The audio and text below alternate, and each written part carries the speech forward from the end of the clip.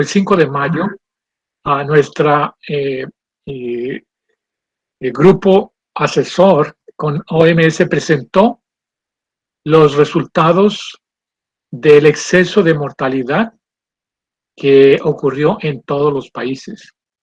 Esto obligó la movilización de decenas de los mejores demógrafos, epidemiólogos, cientistas sociales del mundo, con énfasis en Australia. Ellos tienen demógrafos muy importantes.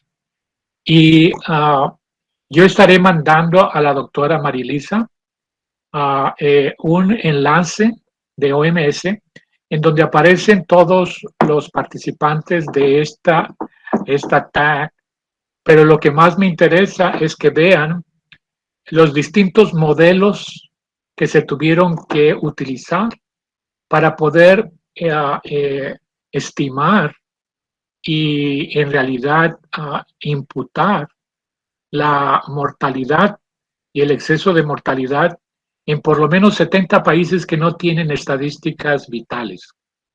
Más o menos 70 países no tienen nada, pero otros, probablemente 80, tienen información incompleta.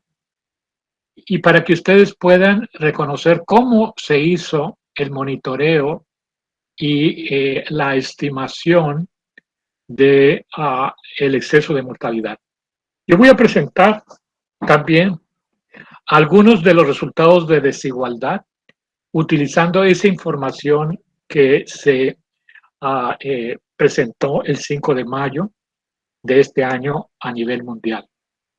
También la necesidad de hacer un cambio en la visión de la salud pública a nivel general mundial. Tenemos mucha dificultad, particularmente con las administraciones públicas que están en las secretarías de salud, en los ministerios, que aún no han asimilado el concepto de inteligencia sanitaria. Inteligencia sanitaria que se expandió particularmente en Inglaterra y que nos dice que la formación de nuestros futuros líderes tiene que incorporar la visión de lo que llamamos datos para equidad. Entonces, en inglés se llama data metrics. Es decir, que ya no solo nos interesa la generación de sistemas de información que generen las estadísticas comunes. Tenemos que comenzar a reconocer la presencia de métricas que están orientadas primero a medir, pero luego a intervenir, resolver parte de las desigualdades. Quiero indicar que en realidad, y esto es muy importante para todos nosotros, la pandemia no ha concluido.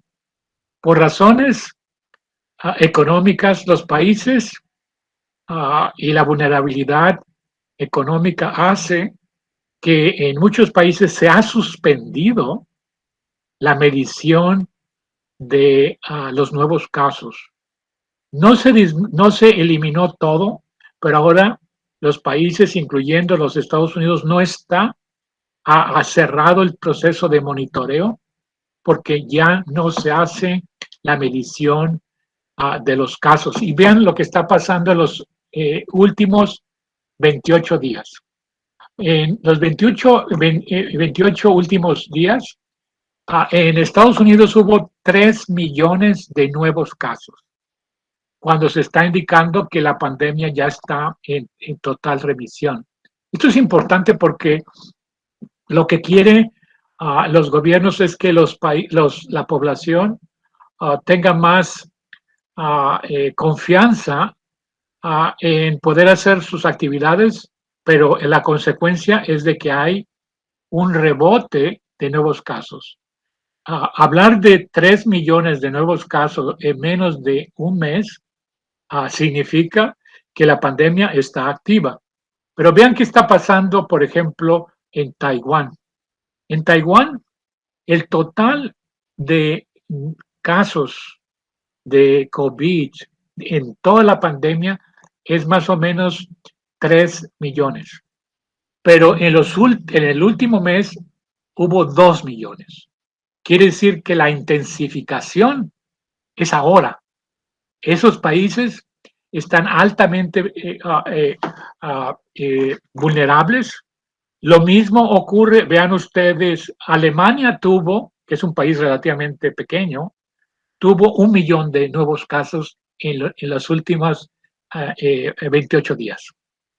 Vean, en Australia hubo casi 1 millón, en Brasil hubo 768,000 nuevos casos.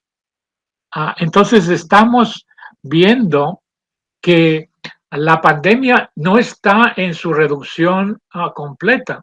Estamos viendo que hay menos muertes, pero aún hay bastantes muertes. 10,000 en Estados Unidos, 3,000 en Taiwán, 2,300 en los últimos días en Alemania.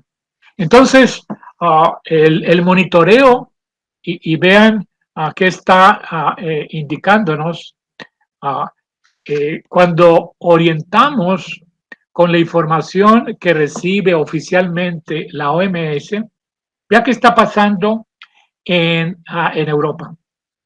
La mayoría de los países, incluyendo Mónaco, Alemania, Luxemburgo, Francia, han tenido un incremento enorme de casos en las últimas semanas. A pesar de indicarse que estamos en recuperación, lo que estamos viendo es una intensificación. Y estamos en otra nueva ola, no tan grande como la anterior, pero estamos en una nueva ola. Esto se complica por la presencia de otras pandemias. Por ejemplo, el surgimiento de monkeypox, pero también la presencia de diabetes, la presencia de obesidad, etc. Entonces, vean ustedes que la labor nuestra en epidemiología y en inteligencia sanitaria es que tenemos que seguir realizando el monitoreo y luego las sinergias de lo que está pasando con otros eventos. Esto nos lleva, y yo presenté parte de esto anteriormente, pero vean algo que es un poco triste. Aquí tenemos a una persona que ha muerto, está en la calle, y al lado están jugando fútbol. Entonces, es triste ver que la población muchas veces ya no tiene sensibilidad para reconocer que el impacto es bastante doloroso y difícil para las familias y las poblaciones.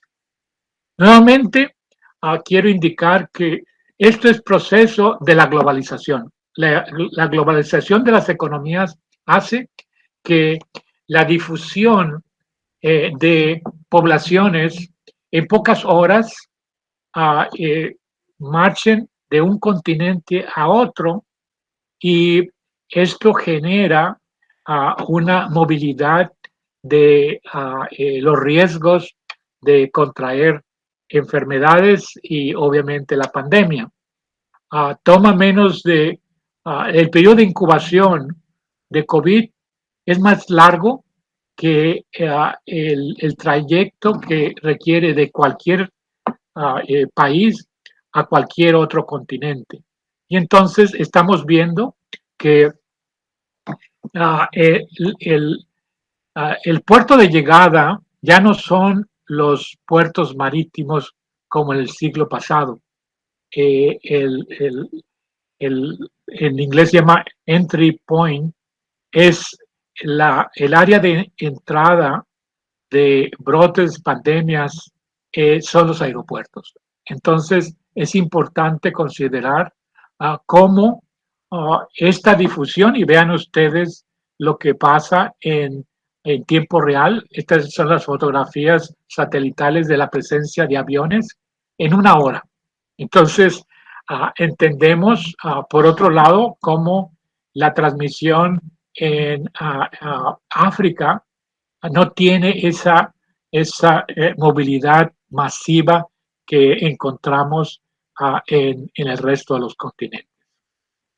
Esto ya engloba cómo la globalización generó estrategias que no estaban relacionadas con la vacunación ni con otras estrategias, y vean que cómo los países llegaron a cerrar todas las fronteras o a prohibir la entrada de poblaciones de áreas de alto riesgo, aquellos que crearon cuarentena, aquellos que crearon un elemento de tamizaje o aquellos que no realizaron ninguna medida.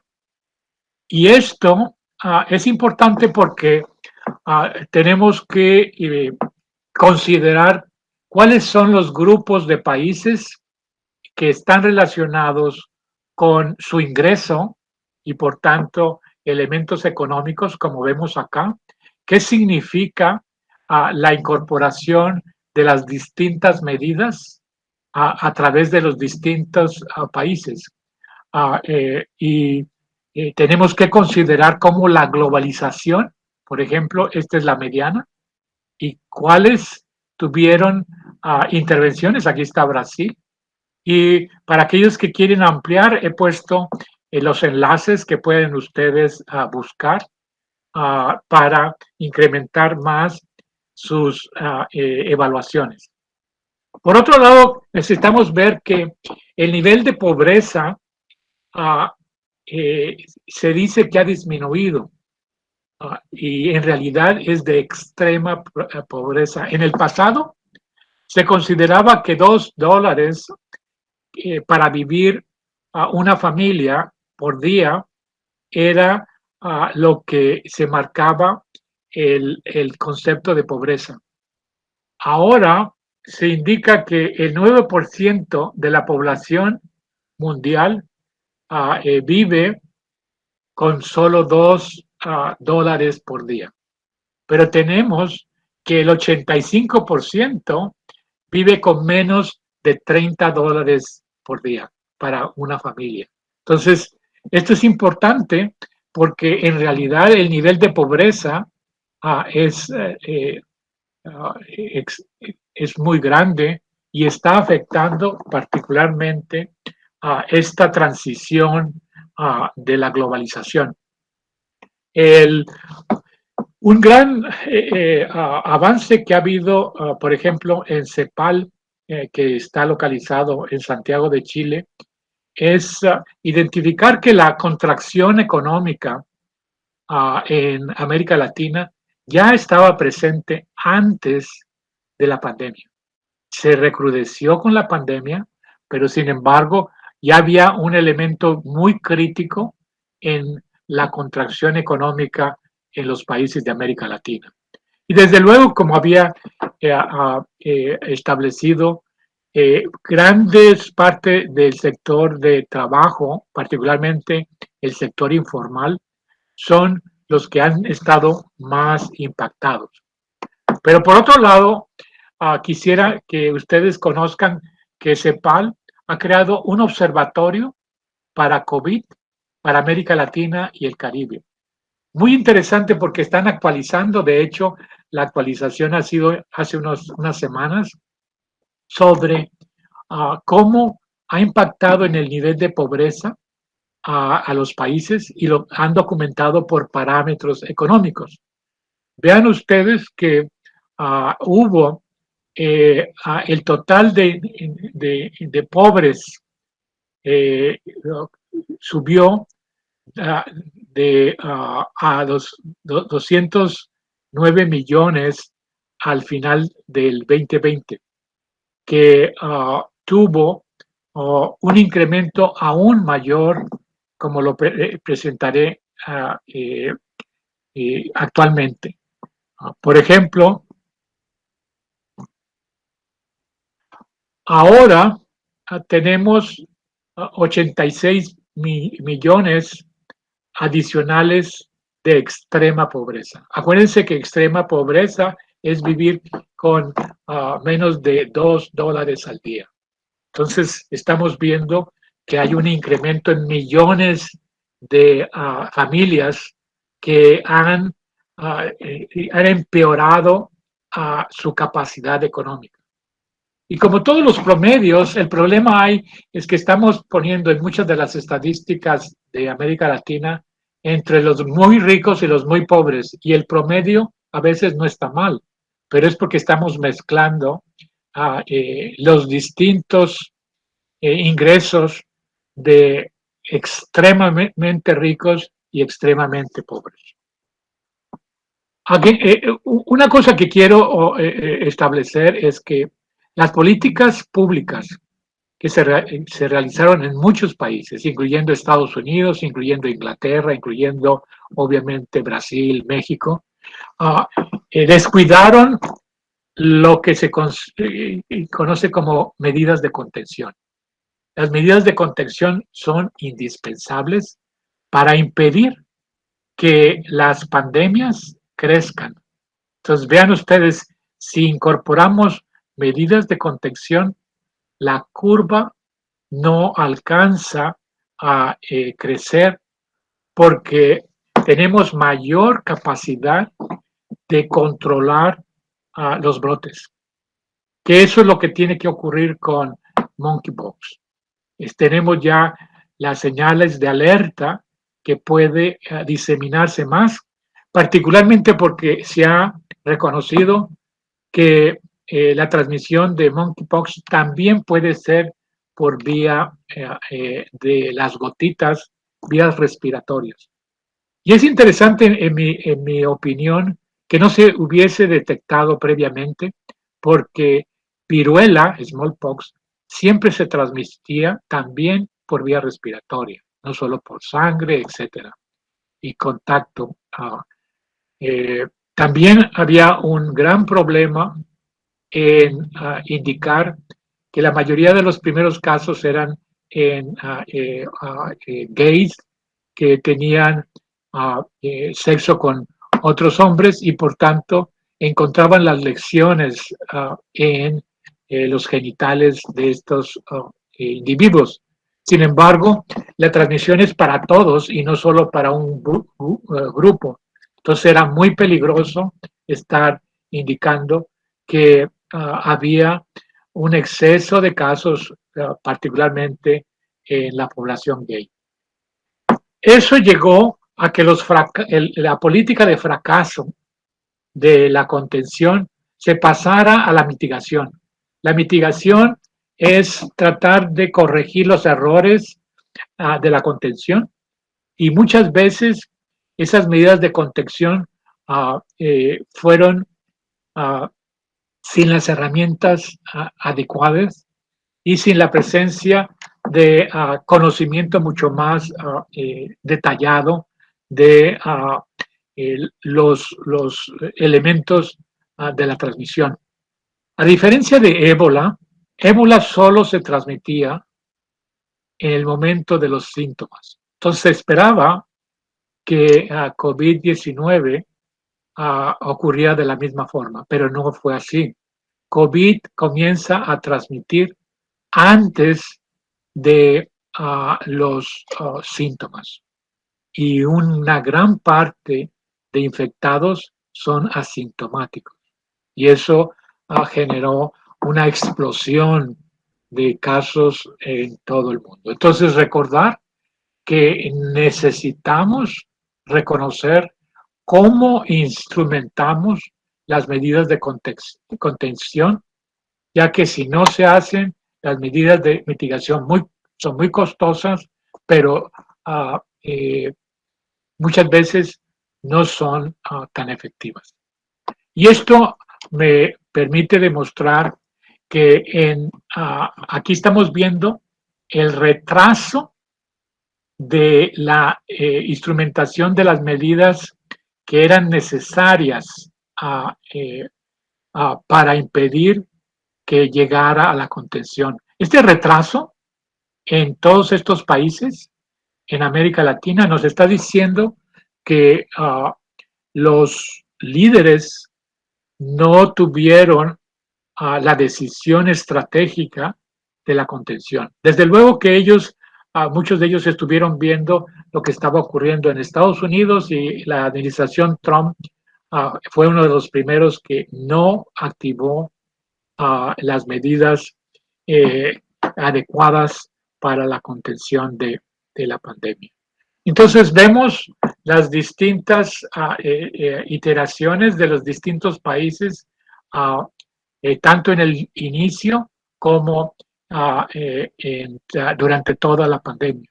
Brasil ha sido uno de los países con mayor complejidad, tanto por el volumen. Brasil es un continente, no solo un país. Entonces, estamos viendo todas las fluctuaciones que estuvieron pasando. También recordar que el 1 de junio, América Latina fue el epicentro de toda la pandemia mundial.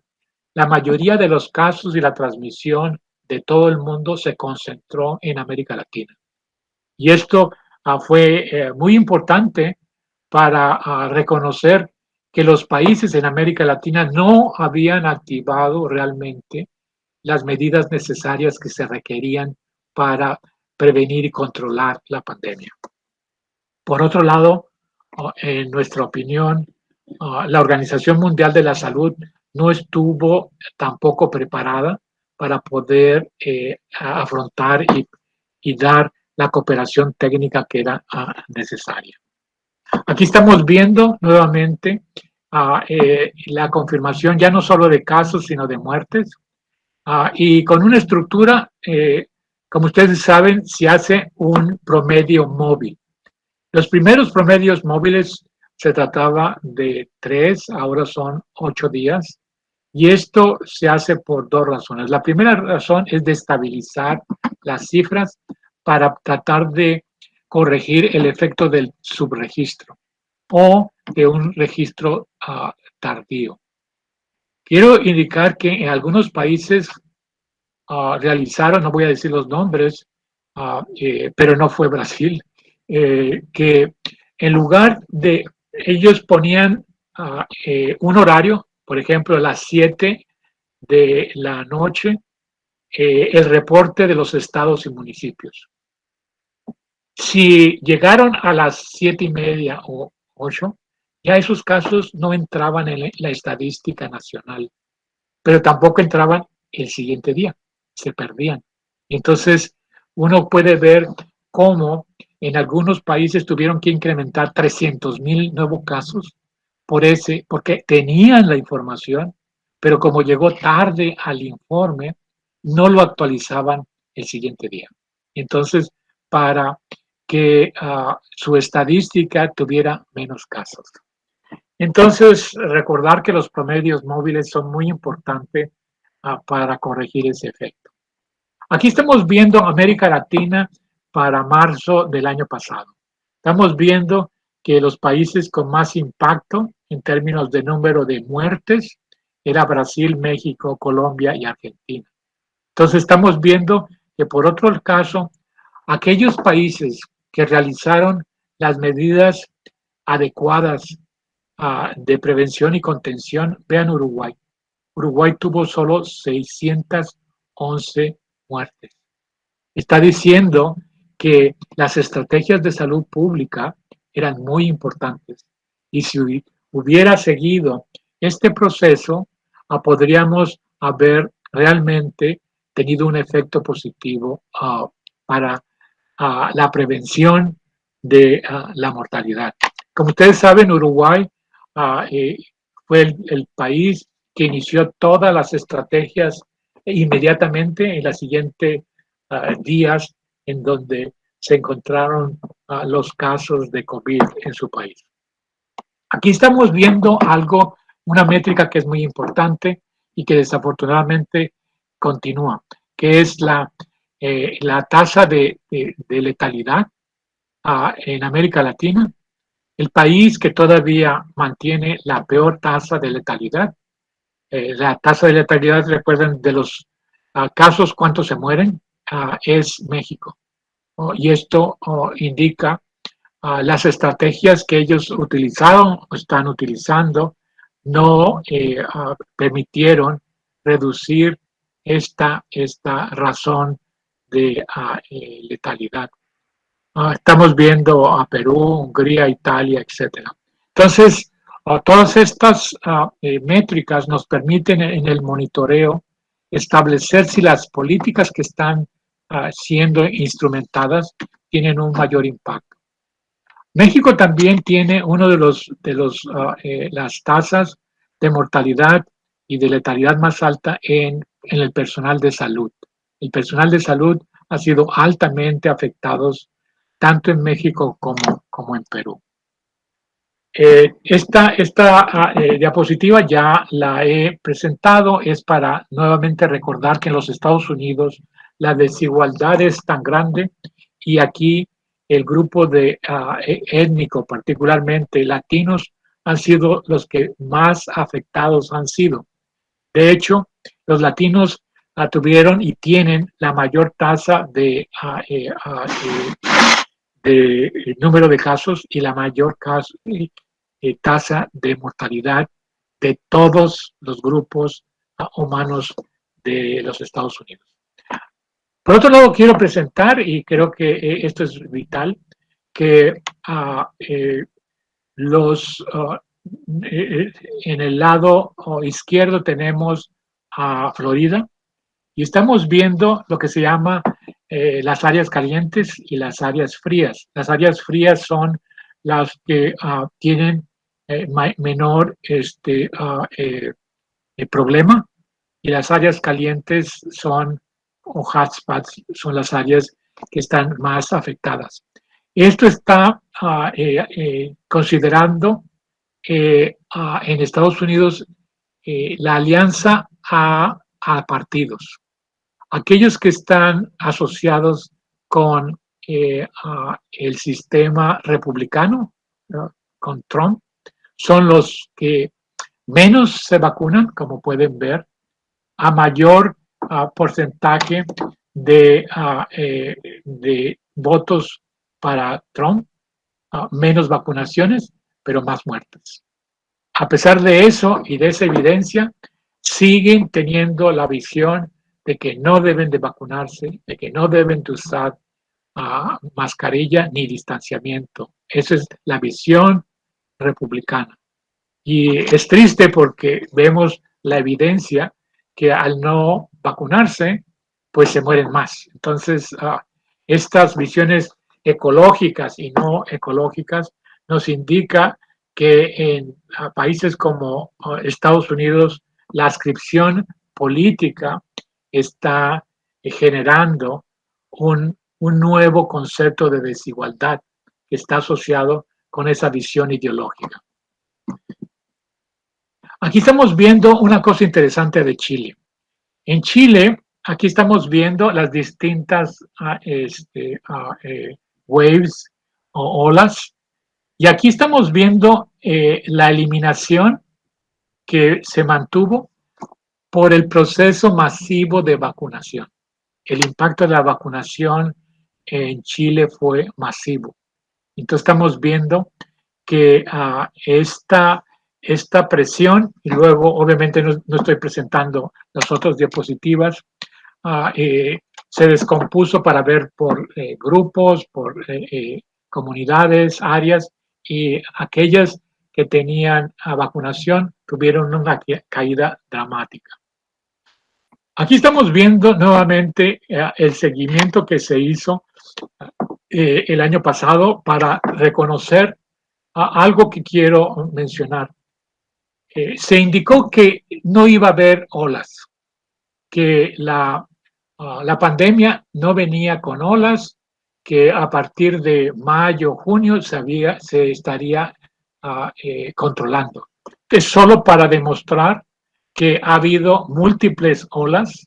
En algunos países estamos en la quinta ola, y eso está demostrando, uno diría, aquí ya se llegó a controlar. Bueno, pero la relajación al dejar de usar la mascarilla y el distanciamiento nuevamente comienza y se incrementa de manera masiva. Entonces, las medidas de salud pública funcionan al dejar de utilizarlas, nuevamente dispara la transmisión. También es importante que un grupo muy activo de la OMS generó este documento tratando para todos ustedes ver cómo se realiza un nuevo paradigma de marco de trabajo para poder diferenciar cuáles son los grupos más afectados y cuáles son los indicadores que nos permiten ver como determinantes sociales. Esto lo presento nuevamente acá, indicando que los determinantes sociales que permiten de manera especial moverse en incrementar tanto la morbilidad como la mortalidad evitable, podemos ver los distintos elementos. En muchos lugares, particularmente en Estados Unidos, es el hacinamiento de la vivienda. Los migrantes y los trabajadores esenciales usualmente viven 12, 15, 20 personas en el mismo apartamento. Cuando se recomendaba tiene que irse a su casa a hacer cuarentena, obviamente era el desconocimiento que esos grupos no están viviendo solos, no tienen cuartos independientes. Y entonces la transmisión se incrementaba. Y los grupos especialmente afectados están en el lado derecho. Aquí estamos viendo algo que quiero también que ustedes vean. Estas son las últimas estadísticas, ya no son de junio 19. Estamos viendo cómo, esta es Francia. Francia tuvo un repunte que no había tenido antes, ¿sí?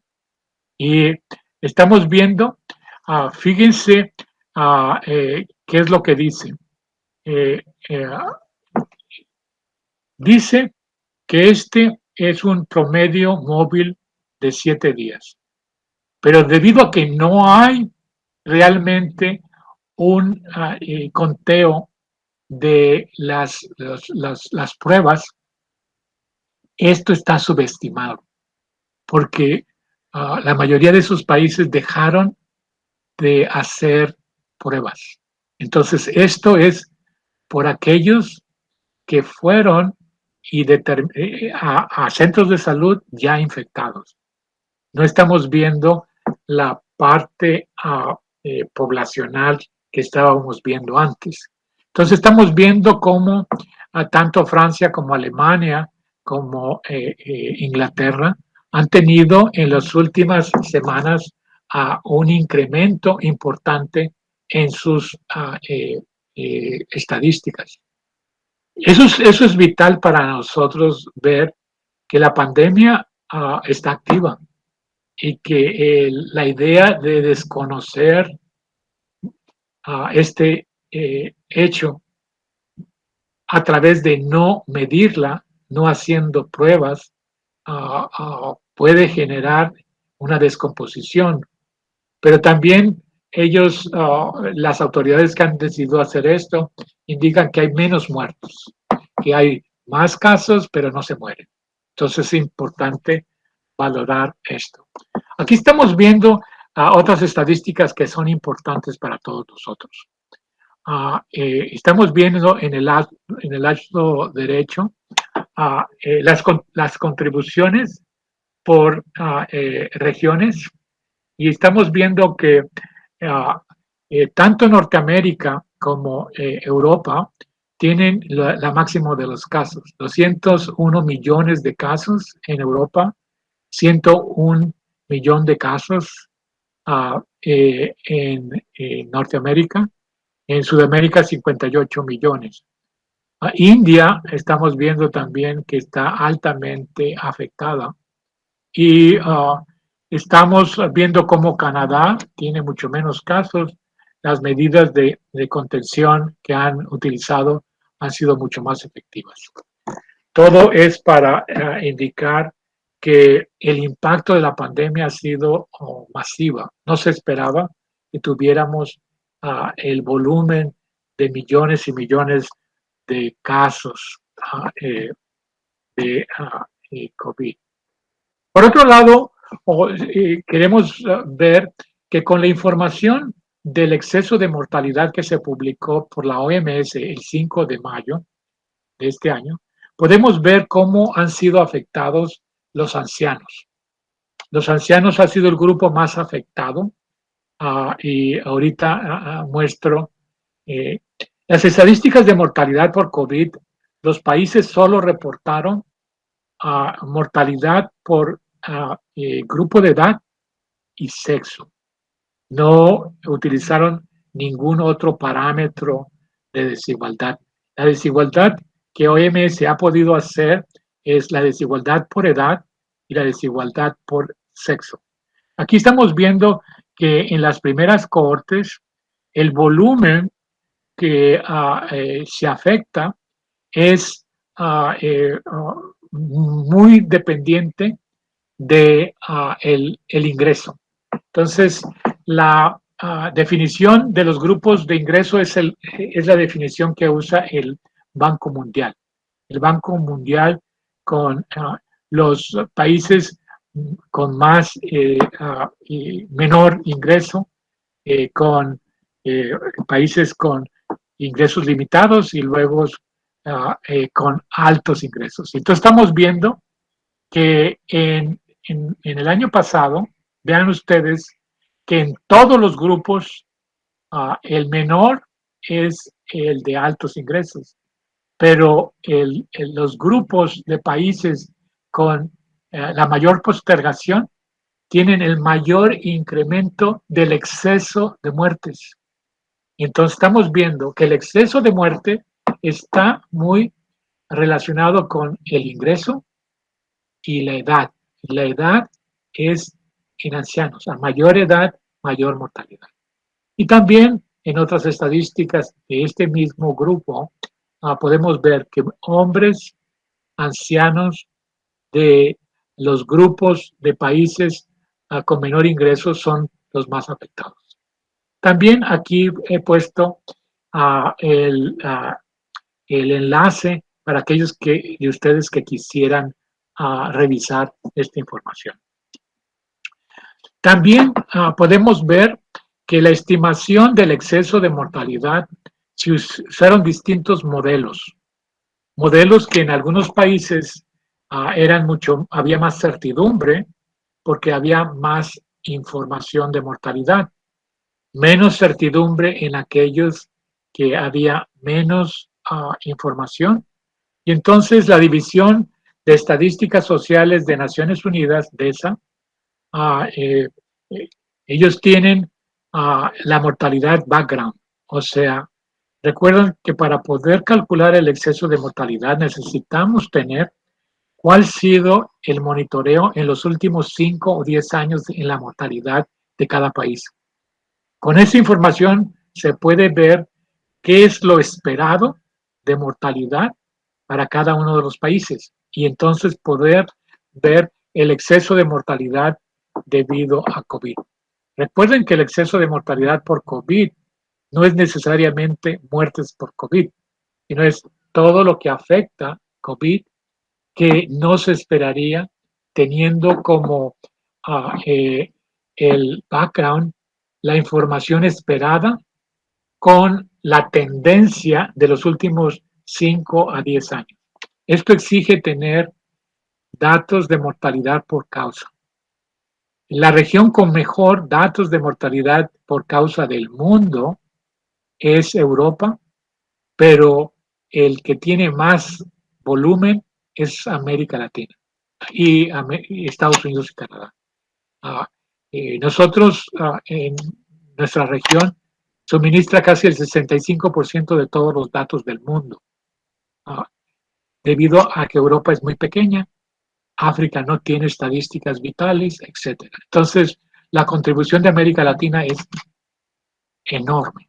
Entonces, no debemos de subestimar el impacto que tiene América Latina a nivel mundial. Uh, las estadísticas, por ejemplo, que fueron generadas en el Centro de Familia de Clasificaciones con el doctor Laurenti en Sao Paulo, pues era el modelo mundial que seguían todos los centros de colaboradores. Entonces, vemos aquí que para el final del 2021 tuvimos, según la OMS, 15 millones de población que tuvieron un exceso de mortalidad. El Economist, que tiene otra base de mortalidad, estableció que eran 17, casi 18 para el 21, pero para el mayo de este año ya aumentó a 21. Quiere decir que tenemos un incremento increíble en el exceso de mortalidad por COVID, particularmente en este año. Aquí estamos viendo cómo ha evolucionado el exceso de mortalidad por COVID y nuevamente vemos que los países más pobres son para este año los que más han sido afectados por el exceso de mortalidad por COVID. La idea que tenemos todos los epidemiólogos que estamos trabajando la pandemia es que pandemias es algo que tenemos que estar preparados.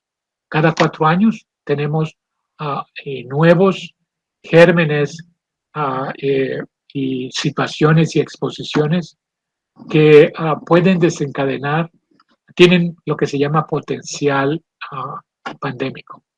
Entonces, los centros de inteligencia deben de estar haciendo el monitoreo de desigualdades, pero también de cuáles son las señales de alerta sobre estos nuevos eventos que están siendo afectados en la población. Recuerde que esos eventos ocurrían cada 100 años, ahora ocurren cada 4 años. Entonces, ¿por qué? Por la presión masiva de la globalización y casi todos, por ejemplo, influenza, todos los nuevos virus ocurren en China. ¿Y por qué en China? Porque el proceso ecológico, biológico, requiere el paso de una especie que es zoonótica en animales a humanos. Y eso requiere una interacción de millones de personas con millones de aves y millones de puercos. Se necesita humanos, aves y puercos. Y ustedes saben que las granjas porcinas básicamente tienen millones. Las granjas de aves, de pollos, las más grandes de Europa están en Dinamarca, en Holanda. Cada una tiene casi 2 millones de pollos. Entonces ustedes imagínense las excretas que tienen todos los días y cómo las tratan. Casi todo lo necesitamos ver por imagen satelital porque no permiten la entrada. Y eso hace, por el uso de antibióticos, que se generen resistencia en muchos de las bacterias. Entonces, estamos en condiciones bastante complicadas y necesitamos formar los equipos que tienen que enfrentar las continuas pandemias, tanto de enfermedades transmisibles como crónicas. La idea aquí es que requerimos el concepto de escenario. El concepto de escenario es estar preparados con la información que nos permita establecer cuáles son los posibles situaciones que podemos enfrentar en un futuro próximo, que puede ser 3 meses, 6 meses, 1 año, 2 años. Y entonces indicar que existe un grupo que se llama el Proyecto de Millennium, que ha podido caracterizar cómo generamos los escenarios de salud público. Y aquí estamos viendo cómo el índice de Gini por municipio en Estados Unidos está altamente correlacionado con los casos de COVID. Y esto está dado por las enormes desigualdades e inequidades que existen en Estados Unidos. Necesitamos, por otro lado, corregir y neutralizar a todas las redes con información falsa. Recordar que la información falsa que está en redes sociales no es aleatoria. Grandes grupos de multimillonarios han puesto billones para confundir a la población y crean un modelo no racional, sino un modelo emotivo. Entonces, podemos ver cómo esas redes sociales ponen información falsa que el sentido común tendría que rechazar, pero están dirigidas a convencer emocionalmente a la población, no racional. Entonces, este elemento, aunado a la polarización política, requiere una nueva estructura de formación y de capacidad analítica, estratégica de nuestras fuerzas de trabajo en salud. También estamos ante el problema de refugiados que en todo el mundo representan un proceso de vulnerabilidad máxima y nuestros sistemas no están preparados para poder dar la respuesta y el conocimiento de lo que está ocurriendo. De ahí que requerimos tener innovación en nuestros nuevos sistemas de vigilancia. La vigilancia sanitaria tiene que incluir las fronteras. Y recuerden que Brasil tiene fronteras con 10 países. Hace alguna década y pico, yo apoyé al equipo de la Secretaría de Vigilancia para el incremento de lo que se llamaba la vigilancia transamazónica. Este proyecto tiene que recuperarse, ya que es muy importante el papel de Brasil en entender las dinámicas de las fronteras. La dinámica de la frontera en Europa, en América Latina, en Centroamérica, en todo el mundo es de especial importancia. También hablar de lo que es la seguridad en salud. El health security es otro de los elementos que tiene que estar incluido en la inteligencia. Primero, el problema que se ha detectado es que la mayoría de los países del mundo, aún los altamente desarrollados, no han estado preparados para la pandemia. Y también las enfermedades tienen un proceso en donde la difusión es muy rápida y alcanza máximos áreas y países. ¿Y por qué? Por la globalización. El impacto económico es gigantesco y entonces la idea aquí es todos los objetivos que tiene esta visión de seguridad en salud. Por otro lado, para mí es importante también indicar que las estructuras oficiales ya no son suficientes para poder hacer el monitoreo.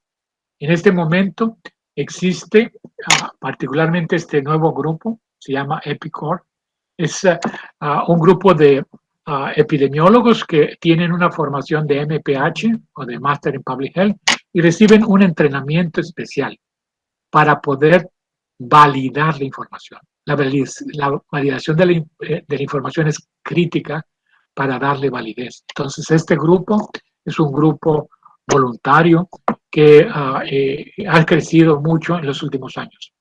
Por otro lado, es importante que en muchas investigaciones ustedes ven que los datos que presentan no son de los casos reportados por los gobiernos, sino a través de las redes sociales. Las redes sociales están suministrando cantidad de información muy valiosa para poder, y nosotros mismos en Hopkins hemos hecho el uso de Twitter para poder predecir influenza en Brasil y pudimos predecir 2 semanas antes que las autoridades nacionales. Esto haciendo un monitoreo de inteligencia artificial para ver cómo comunica las personas la posible presencia de influenza. Con esto concluyo, ya tengo más de 1 hora hablando y permitir entonces algunas preguntas o comentarios para ustedes. Desde luego, esta es una presentación que tiene distintas aristas, distintos componentes, y cada una requeriría una exploración mucho más completa, por lo que me he permitido poner todas las fuentes específicas y los enlaces en donde pueden encontrar ustedes información sobre el tema o el tópico que cubrí en esta presentación. Así que gracias o obrigado.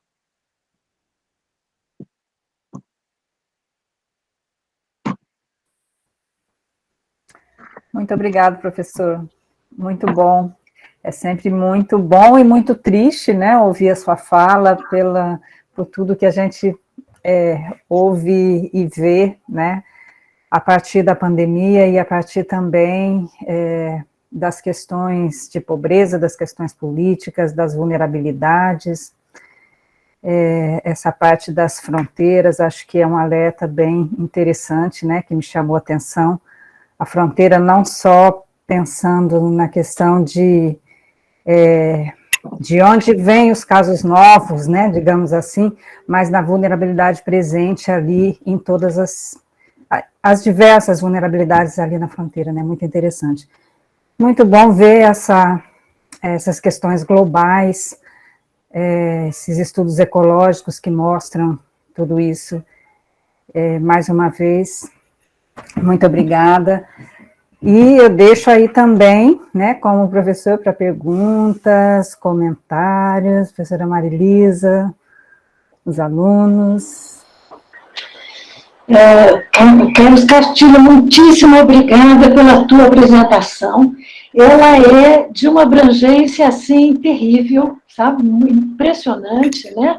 Eu acho que você foi em todos os pontos, né? Inclusive essa nova atuação através do epidemiologista, né? Trabalhando através das redes sociais também, né? E pesquisando as redes sociais, a influência disso tudo, enfim, eu acho que é um material, assim, riquíssimo. Acho que nós vamos ficar, não é, com os slides? Porque tem muito dado, muito interessante apresentado, e vai ser interessante a gente poder voltar nesses slides, ver as referências bibliográficas, né?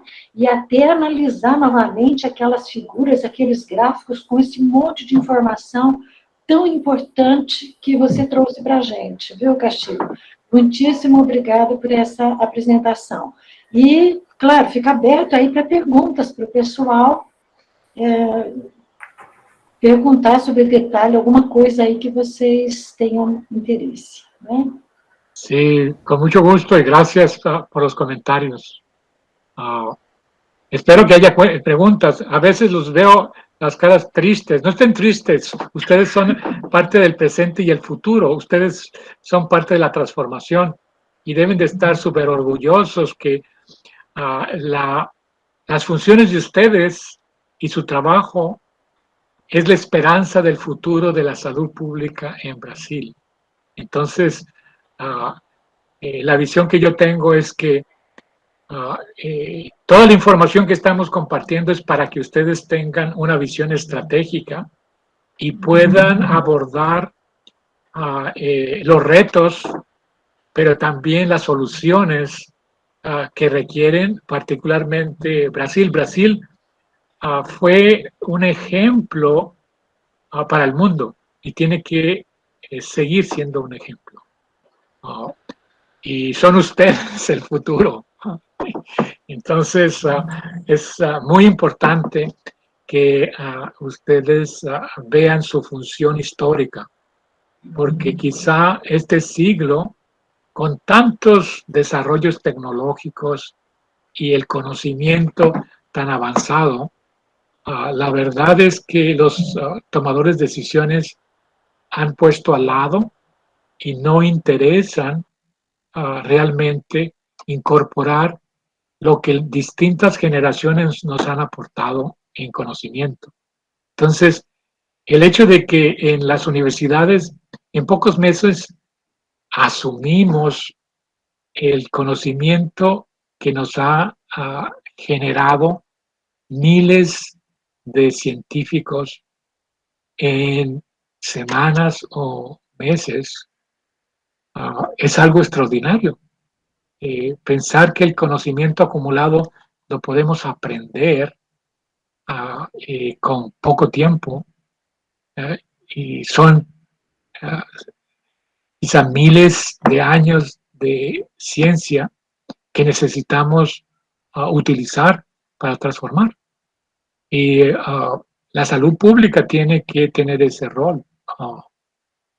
Y el futuro está en las nuevas generaciones. Recordar que toda la innovación de este siglo lo han hecho los jóvenes. Ya no lo hicimos nosotros, lo hacen los jóvenes. Jóvenes que tienen 25, 30 años y transforman todo. Por eso la transformación que se requiere con la experiencia que tiene, por ejemplo, la maestra María Elisa, es importante que ustedes rescaten y generen innovación. Entonces, esa visión histórica, si yo tuviera la edad de usted, estaría fascinado de poder pensar que puede haber mayor transformación. Entonces, comentarios, preguntas.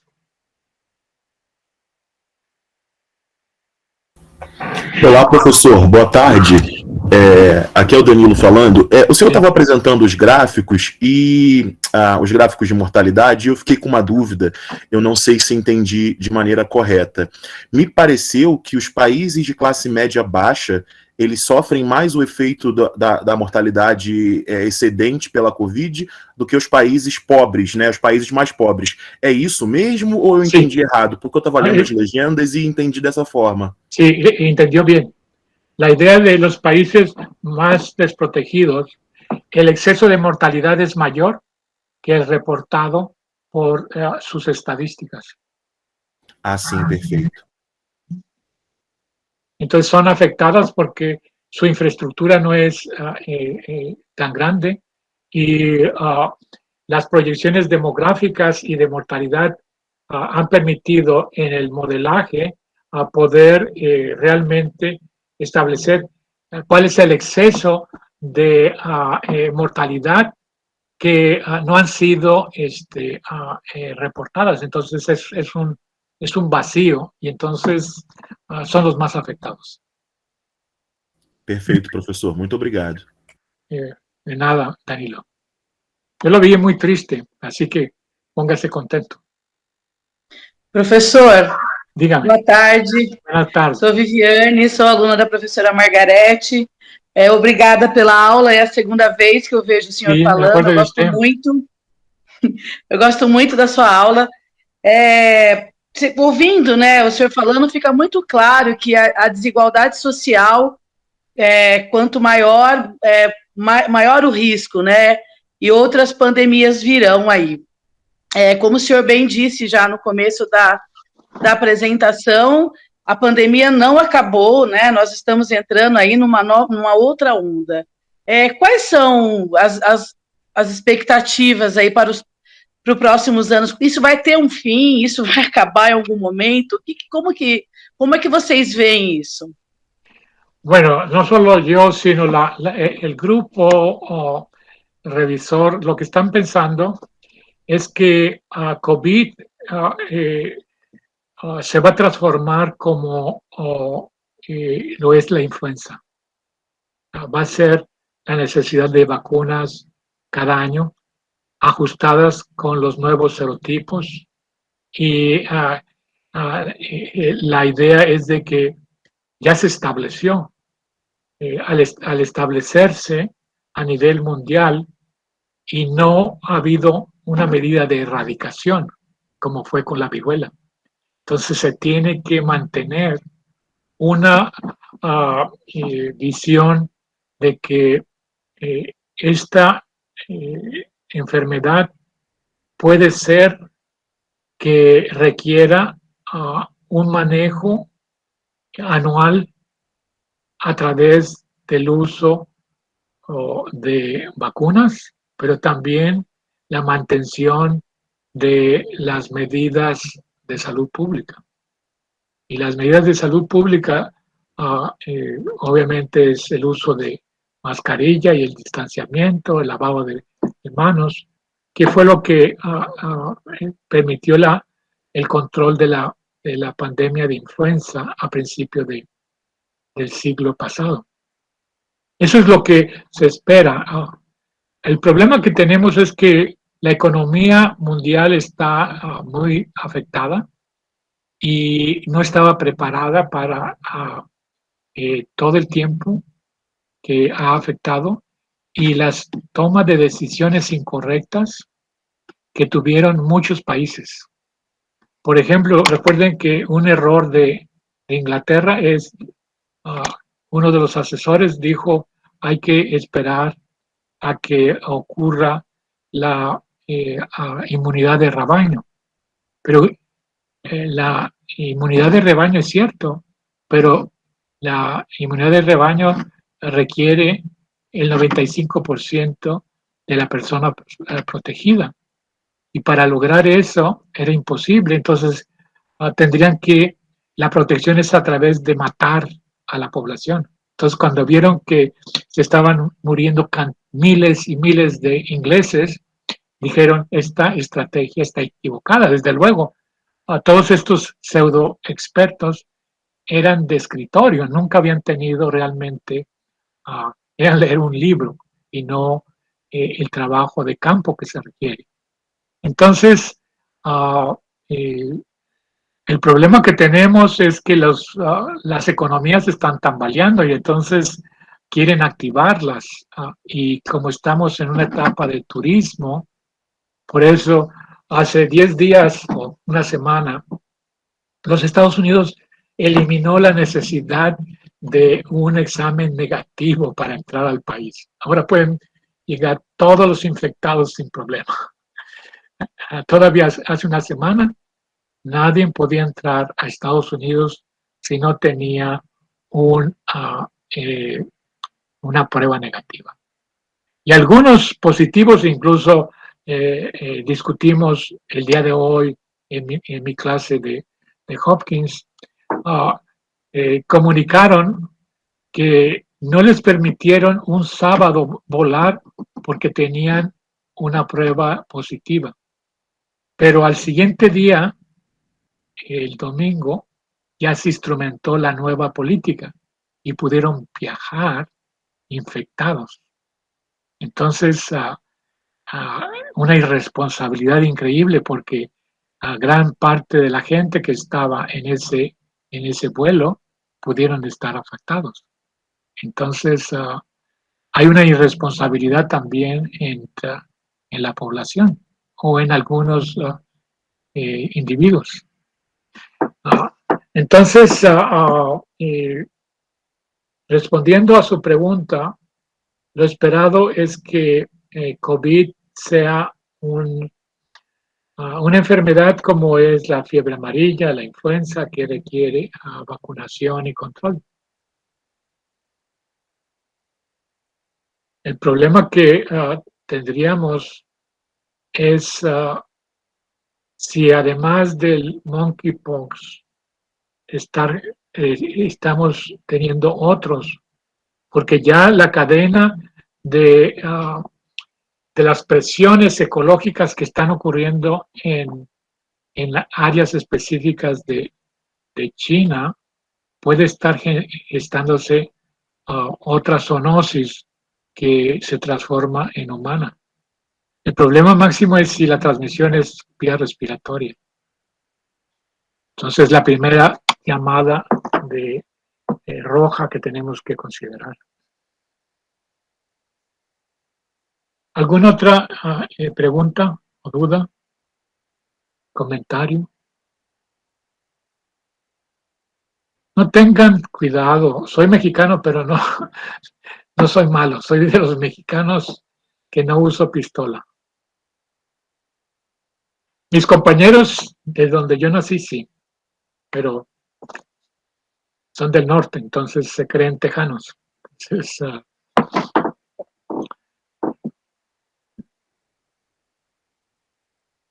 tenemos 18 o más participantes, o 26. 26. Sí. En 26 del futuro, y no tienen preguntas. Sim, temos. Fernanda ou Miriam? Oi, boa tarde, professor. Boa tarde. Muito obrigada pela sua apresentação, foi muito rica. Me chamou a atenção na sua apresentação essa questão política ser trazida como uma desigualdade, né? Uma iniquidade nos dias atuais. Né? Geralmente, quando a gente olha alguns dados epidemiológicos, né, a gente vai olhando para essa questão de idade, de gênero, da renda familiar, mas eu acho que essa pandemia ela trouxe também, né, dentro desse paradigma atual, a questão política, né, como um sinal de desigualdade importante, né, que vai trazendo essa questão da vacinação, enfim. Eu acho que a minha pergunta, né, meu comentário, assim, a reflexão seria mais nesse sentido, como, que maneiras, que ferramentas a gente pode dispor mesmo, né, para combater esse tipo de inequidade, né? Não apenas através de políticas públicas, mas a partir do nosso lugar, né, enquanto pesquisadores, né? Fico pensando o quanto nós, né, dentro das universidades, produzindo esses conhecimentos, estamos conseguindo transmitir, né, a importância dessas reflexões à população, né, que não estão nas universidades, ou não estão ligadas às universidades diretamente. E, como o senhor mesmo colocou, os grandes meios de comunicação, né, muitas vezes não são geridos, né, são manipulados, né, vou usar inclusive essa palavra, por pessoas bilionárias, enfim, né, que estão investindo nessa desinformação, né, entendendo que a gente não tem um investimento financeiro, monetário, né, enquanto pesquisadores. Que formas o senhor, né, o seu grupo de pesquisa vislumbram, né, que a gente possa combater essa desigualdade especificamente? Bueno, pues esa es una pregunta muy relevante, muy importante, compleja. La primera consideración es que ahora la visión política es predictora del riesgo y existe una desigualdad debido a una interpretación política de la pandemia. Entonces, y esto es muy claro en Estados Unidos, pero no solo en Estados Unidos. Si ustedes pueden ver, el incremento en Alemania es debido a los anti-vax. En Alemania, un porcentaje altísimo de la población se niega a la vacunación.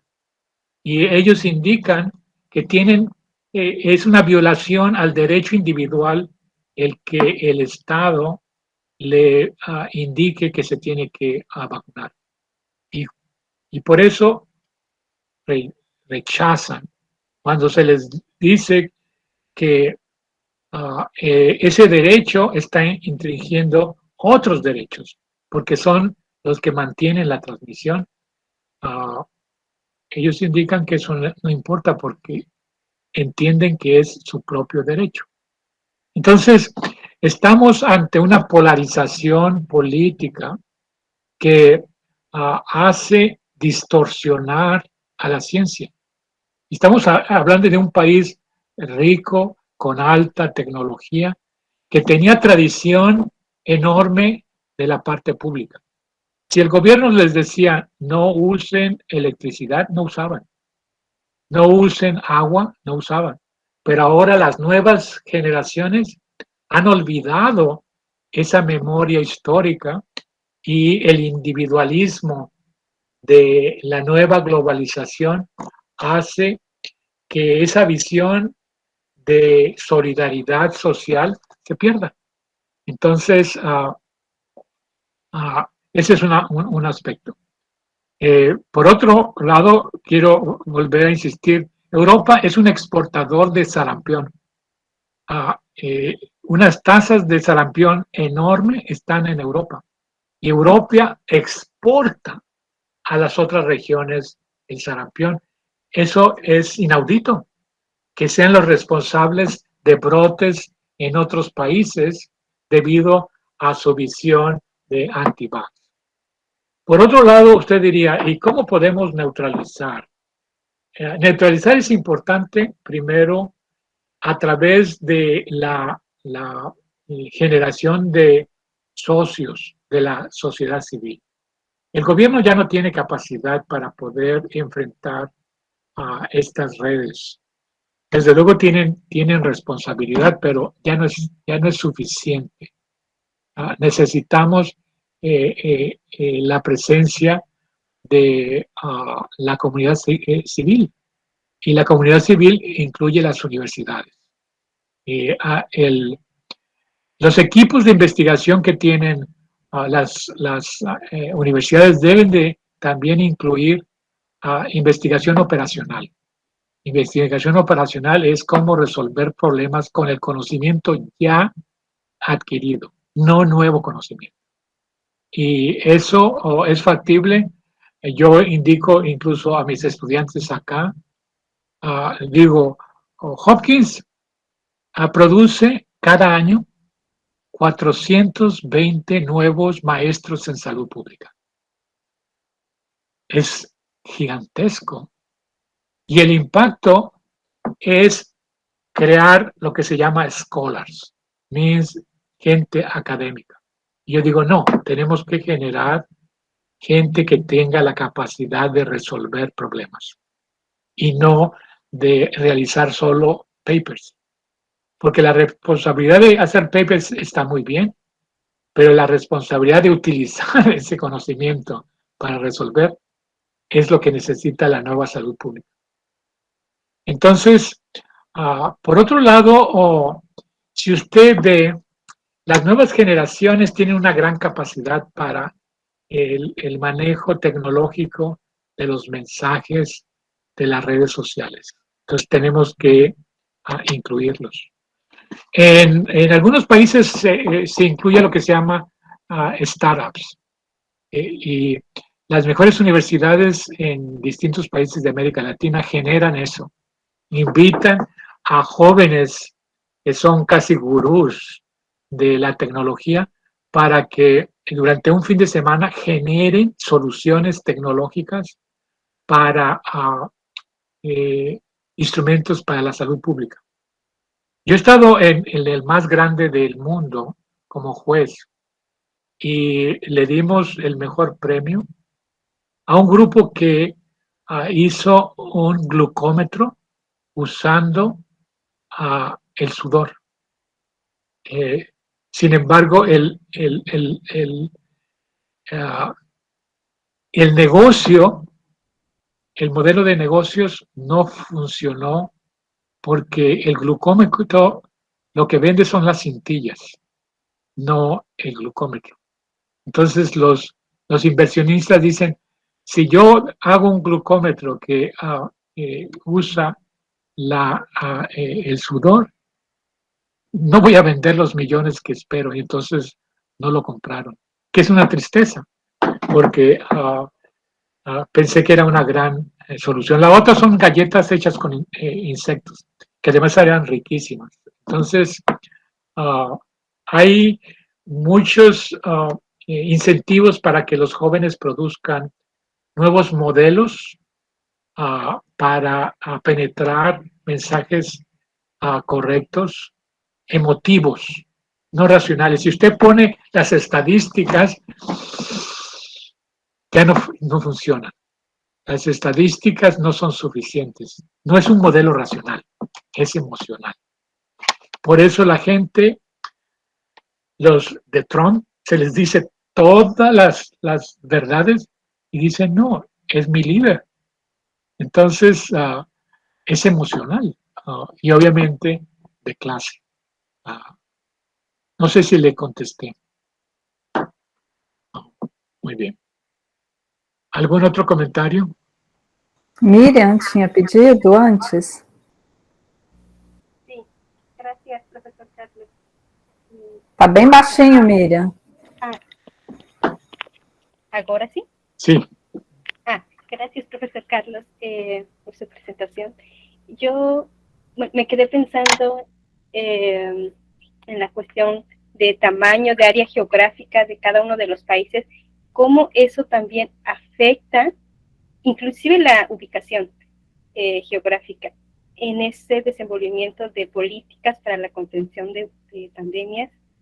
Y me quedé pensando en el ejemplo de Uruguay, un país muy pequeño, con esa tasa de letalidad, si no recuerdo, muy baja, y que esa área geográfica que tiene el país implica que tiene una menor población, y cómo eso, por ejemplo, pasa con Brasil, un país mucho más grande, con mayor población, incluso con China, que es uno de los países más grandes, que tiene la mayor población del mundo, y en ese territorio interactúa no solo la población, sino estas granjas que comentó, de estas grandes granjas de animales, y entonces hay una interacción muy cerca entre humanos, animales domésticos, animales silvestres, y son de cierta manera rutas o epicentros muy importantes para ese desenvolvimiento de algunas enfermedades. Miriam, yo me acuerdo de usted también, creo que estuvo en la sesión anterior. Creo que sí. Si no, le contesto. El tamaño de población es importante.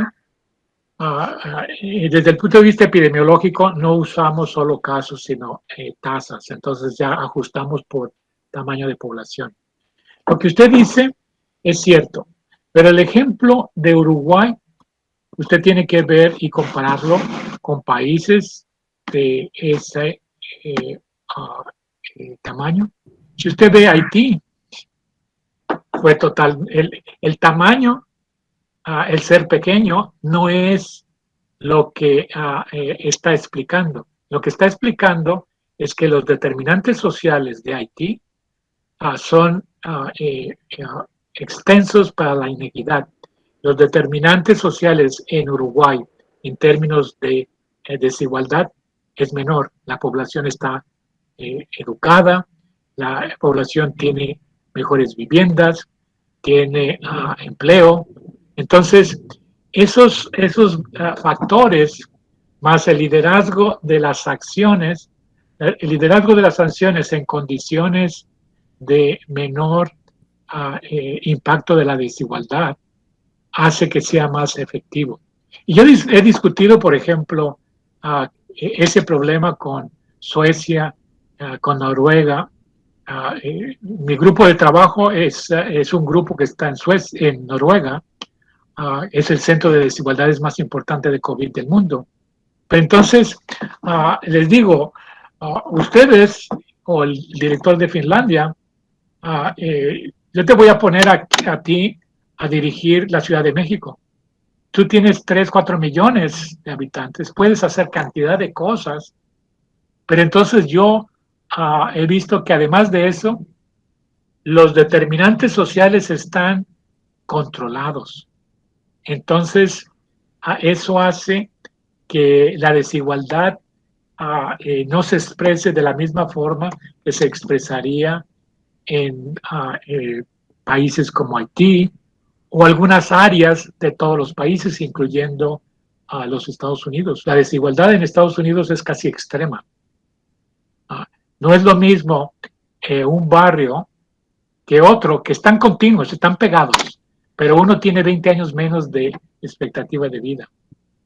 Y no va al área que es de medio de 20 pasos, porque la discriminación es total.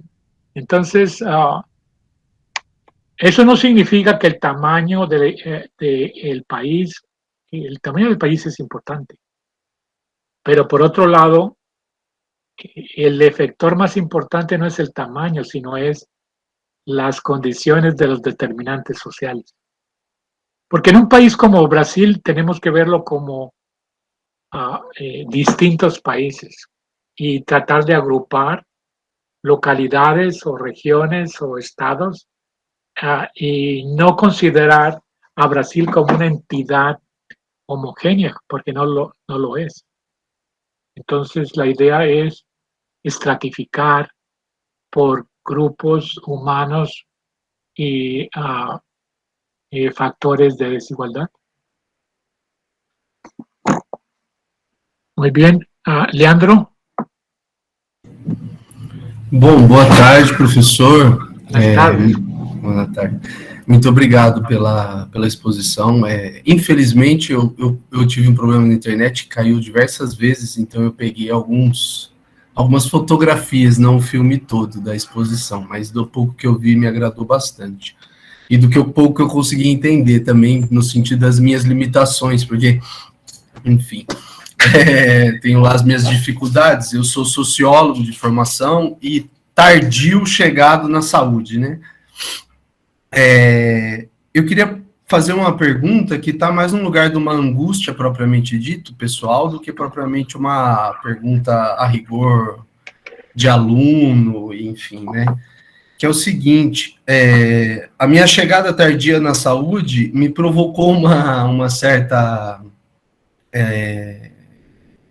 aflição, né? Porque a impressão que eu tenho, aqui eu falo impressão mesmo, porque ela não tem, vamos assim, uma dose de evidência, mas é mais uma sensação e uma experiência pessoal, de que muito se debate sobre as formas de gestão e manejo e de resolução de um problema já ocorrido, e menos se conversa e se debate sobre as causas que trazem os problemas com os quais nós temos que lidar, né? E mesmo a pandemia, a impressão que eu tive pela internet, pelo YouTube, pela faculdade que eu participo e pelas outras faculdades que eu acompanho de saúde coletiva no Brasil, os debates também foram, em larga medida, até por causa do momento da urgência, né, de você ter que responder um problema, vamos dizer assim, não cabia de imediato responder ou tentar responder as causas da pandemia, mas sim pensar formas eficientes, efetivas, etc., de resolver o problema que já estava ocorrendo, né? Mas ainda assim a impressão que eu tenho é que sempre a gente tem pouco debate sobre as causas, né? Isso me agonia bastante, não posso negar, não. E se a gente pensar um pouquinho na história da saúde coletiva brasileira, que tem lá suas especificidades, eu sei que, enfim, é um caleidoscópio de interpretações, de abordagens, de entradas diferentes da saúde pública ou da medicina social latino-americana, etc. Lá atrás, né, é muito cara um debate de que a saúde coletiva ela tinha como horizonte uma outra civilização, né, uma outra forma de relacionar os seres humanos com a natureza, né? Que, em tese, é boa parte das origens dos nossos problemas, né? De como nós, seres humanos, relacionamos com a natureza com N maiúsculo, né? Com a floresta, né? Com a selva, com os rios, com os ares, com tudo. E daí não teve um momento que o professor falou, duas coisas dessas fotografias que eu consegui acompanhar da exposição. Uma delas foi quando o professor falou, já respondendo, eu acho que a gente tem o compromisso dos papers, mas nem isso, ok, beleza, mas ainda não nos cabe, mas a gente tem que dar atenção também para o compromisso do uso que nós fazemos desse PER para resolver, intervir e transformar a realidade. Essa eu achei bem legal. Mas e a outra também é quando o professor fala da China, né, que em tese é o local do qual emerge ou surge ou dá o salto zoonótico, né? Acho que é isso. Salto zoonótico do morcego para o ser humano, né?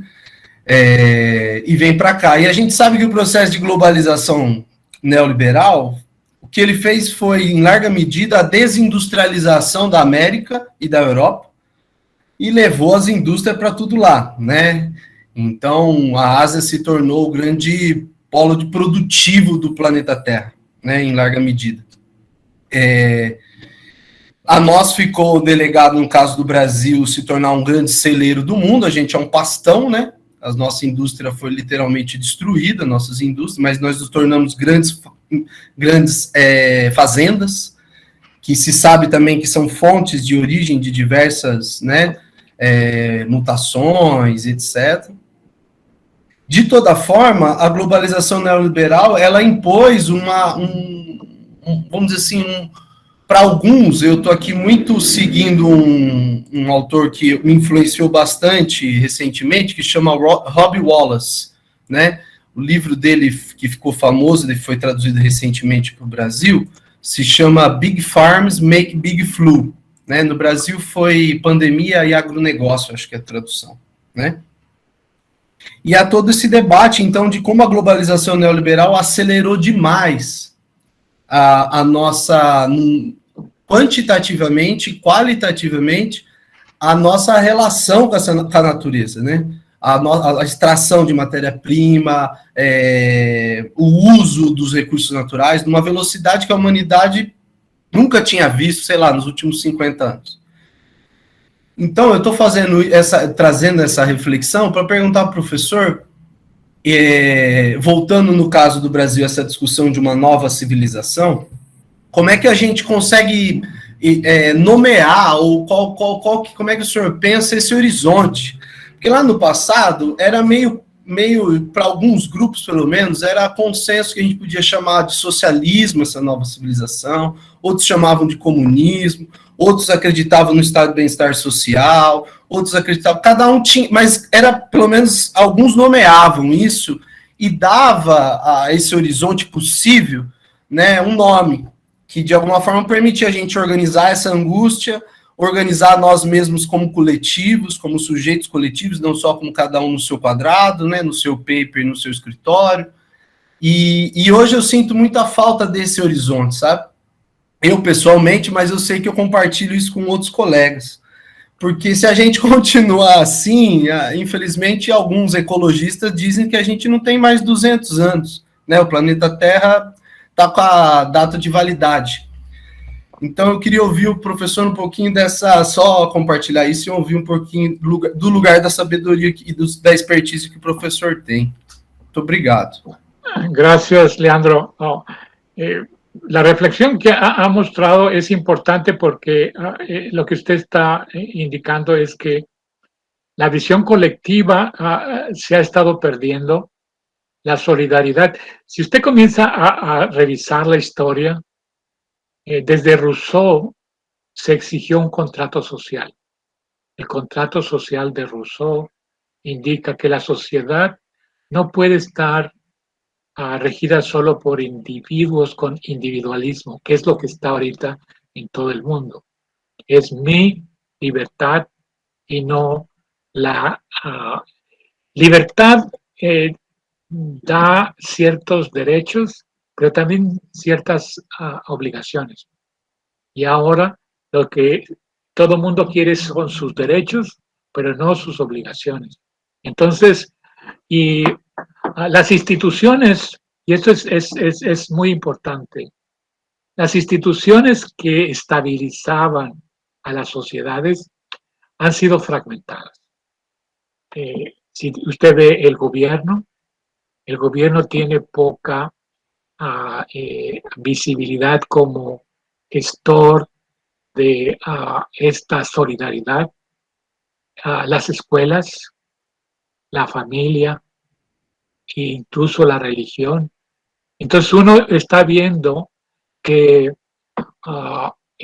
todas las estructuras que había para poder balancear la solidaridad social se han fragmentado, indicando no, el individuo es más importante que el colectivo. Entonces, lo que usted indica es importante porque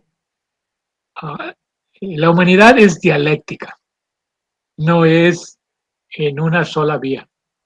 La dialéctica es la transformación de estructuras que son destructivas a constructivas. Entonces, eso es importante, que la lógica que está utilizando la mayoría es una lógica platónica, una lógica que no permite el cambio. Cuando la historia nos dice que siempre nos movemos con la contradicción, nos movemos con una lógica de cambio. Y estamos exactamente en ese momento. La salud pública está cambiando su paradigma. Y su paradigma que permitirá esa renovación. Ahorita estamos en un momento del péndulo muy extremo que va a exigir regresar. Entonces, pero necesitamos líderes. Y los líderes que pueden ser de barrio. Yo recuerdo el mejor líder que hubo después del gran terremoto de la Ciudad de México. ¿Sabe quién fue? Un miembro de uno de los barrios más pobres, vestido con máscara, y se llamó el Super Barrio, porque la gente emotiva necesitaba un líder que no tenía cara, por eso usaba una máscara, y esa iba a salvar a los barrios. Se llamó Super Barrio. Ese es el que transformó a la Ciudad de México después de ser destruida por el terremoto. Y esto es importante mensaje. No tenemos ya superbarrios, no tenemos líderes. Los líderes son políticos burocráticos que no tienen realmente la visión que se requiere en muchos países, y por tanto la población ha sufrido. El gobierno es, particularmente en los estados, es reconocido como ilegítimo. Eso es lo peor que puede pasar, porque entonces la democracia no existe. Eso hace que la reflexión de los grupos es, ¿qué es lo que podemos hacer para transformar nuestro conglomerado? No transforme el mundo, transforme su área. Y eso es factible. Y yo he visto que aquellos que han transformado su barrio, su área de control, y yo le pondré un caso. En Nueva York, es una ciudad casi independiente. El presidente municipal decidió que no se permitía fumar en los bares. Casi lo matan. Tuvo atentados, él, su familia. Finalmente la ley se dio y se implementó. Y luego los dueños de los barrios le agradecieron. Dijeron, es fantástico que ahora no se fume al interior ni de restaurantes ni de bares. ¿Qué pasó? El ejemplo no fue de Estados Unidos, fue de una área que es Nueva York, por un líder. Y el líder y su equipo. Entonces, después dijo, no se debe de usar grasas saturadas. Hoy la industria de comida dijo, imposible. Se logró y ahora la industria es forzada a no usar grasas saturadas. Pero eso no fue en un país, fue en una área. Entonces, mi visión es transforme su área y todo el mundo lo va a seguir. No espere que el presidente de Brasil vaya a transformar. Las fuerzas que están a ese nivel son neutralizantes, pero en el nivel local hay más oportunidad. Entonces, y si no transformamos nuestro nivel local, no debemos pensar que otros van a transformar el nacional. No quiere decir que no queramos esa transformación, pero hay responsabilidades que tenemos que reconocer en nosotros mismos. Y el hecho de que usted sea sociólogo, que vea las fuerzas sociales que están afectando a salud es fundamental. Es una área de conocimiento que es fundamental. Y entonces, en la reflexión, piense qué puede aportar, no en sus vacíos, sino en sus aportes. Entonces, yo creo que es cambiar la conversación. Porque los aportes suyos pueden ser los que se necesitan. Y usted va a ser enriquecido por los aportes de los ambientalistas, los epidemiólogos, los economistas, etc. También le quisiera indicar una cosa importante. Para poder hacer eso, desde el punto de vista académico, nosotros sugerimos crear escenarios de salud pública. Escenarios de salud pública que son estratégicos. El sector privado lo hace y es muy efectivo. Cuando la Coca-Cola decide en sus escenarios que no podría sobrevivir si no crea la comida chatarra, las papas con sal, todos los fritos, y entonces usted vea que sobrevive la crisis de bebidas azucaradas a través de implementar nuevas estrategias, que es la comida chatarra.